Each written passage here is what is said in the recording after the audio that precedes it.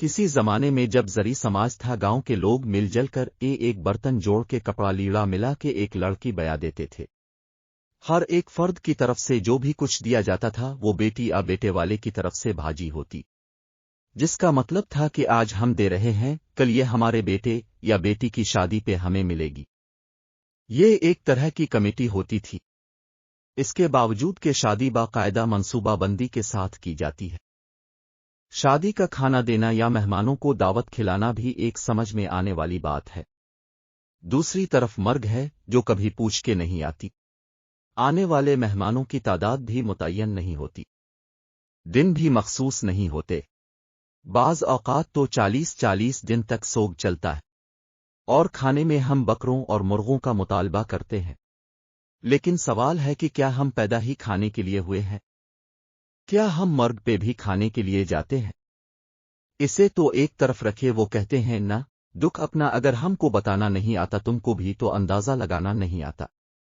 कुछ ख्वातीन किसी फौतगी वाले घर भी जाएं तो वापस आकर इस तरह तबसरे कर रही होती हैं कि बेटी ने तो नया सूट पहना हुआ था, इसे तो दुख ही नहीं था।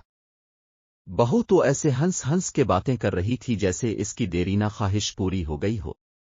कोई ज्यादा रो रहा हो तो एतराज, कोई सब्र करके बैठा हो तो मसला, घर साफ हो तब तबसरा, साफ ना हो तब तनकीद। ओ भाई, तुम्हें किसने हक दिया है दूसरों को जज करने का? किसी का जूता पहनकर जब तक खुद नहीं चलते तब तक इसके चलने पर ऐतराज ना करें। खुद तो 4 प्लेट बिरयानी तनावल करके डकार भी ना मारें और दूसरों पर ताबड़तोड़ हमले।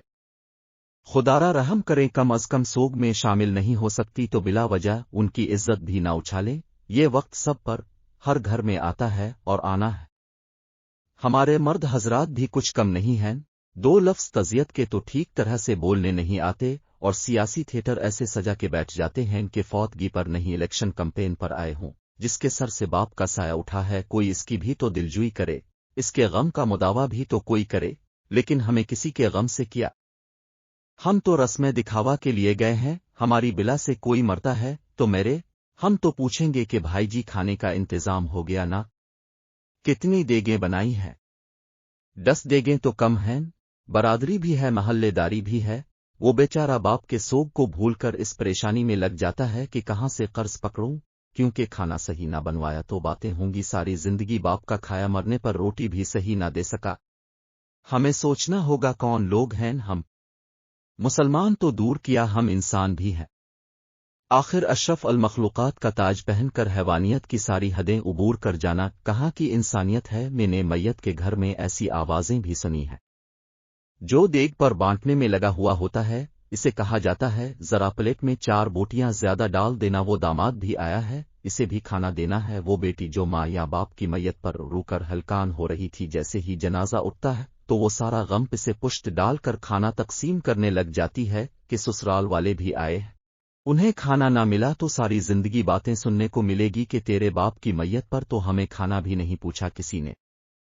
मैंने इस बात पर भी तबसरे सुने हैं कि सालन में तो तरी ही नहीं था हमारी प्लेट में, तो बस शोरबा ही आया। हम बहैसियत मुआशरा जालिम बन गए हैं। खुशियां तो कुजा, हमने मर्गों को भी शरीक के पूरे करने के लिए इवेंट बना लिया है। वो अकबर अलाबादी का शेर था, जब मैं कहता हूं कि या अल्लाह मेरा हाल देख, हुक्म होता है कि अपना नामा अमाल देख। कुछ सवाल अब के ज़मीर के दरवाजे पर छोड़ रहा हूं, क्या हम फौतगी के खाने का बायकॉट नहीं कर सकते? क्या हम भूख लगने पर बाजार से खाना नहीं खा सकते या अपने घर पर जाकर नहीं खा सकते? क्या हम घर में ऐसा उसूल नहीं बना सकते कि खानदान में कोई किसी फौतगी पर नहीं खाएगा? सोचिएगा जरूर। अब ये बात हम पर है कि इस बात को फैलाते हैं या महज ये वीडियो देखकर आगे गुजर जाते हैं। बात मुनासिब लगे तो एक लम्हा ज़ाय किए बगैर शेयर जरूर कर दीजिएगा ताकि इस्लाह का ये सिलसिला जारी व सारी रहे। जज़ाक अल्लाह। मिलेंगे नई वीडियो के साथ, तब तक के लिए अल्लाह निगहबान। नई वीडियो देखने के लिए चैनल को सब्सक्राइब जरूर करें और साथ ही बेल आइकन पर क्लिक करें ताकि अगली वीडियो का नोटिफिकेशन बर वक्त मिल सके। यूट्यूब चैनल दुनिया की बातें देखने के लिए शुक्रिया।